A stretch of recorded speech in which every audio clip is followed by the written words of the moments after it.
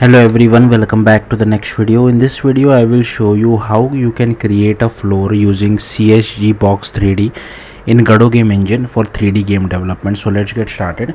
So basically what I'll do is I'll just create one rigid body so that I can show you one player as well. I'll take one rigid body, alright, then inside that I'll take a mesh instance 3D and I'll take one collision shape as well, this one. So okay, inside mesh instance 3D I can just take cylinder mesh, collision shape also I will take cylinder shape. Okay, so this should not be rigid body 2D, sorry, this should be rigid body 3D. Alright, I'll just change the name as well just to avoid confusion. Command is to save. I'll save this.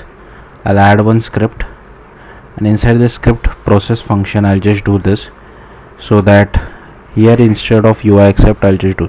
So this is for the movement of our player, that's it. Then what you can do is you can just create one more scene, and here just create a 3D scene, and here we will just take CSGBox3d. I'll go to this 3D scene, I'll go to the scale tool over here, I'll move this tool like this, and here I'll move this like this. Okay, then here I'll just add our player. Okay, so this is the rigid body. Okay, so this is our player. I'll move the player up.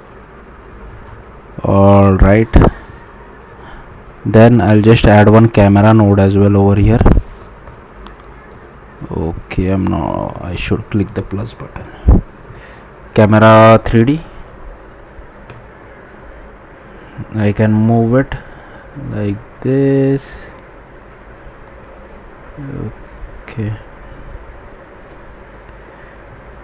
here is our camera. Move it like this, and move it up like this, and you can just rotate it as well.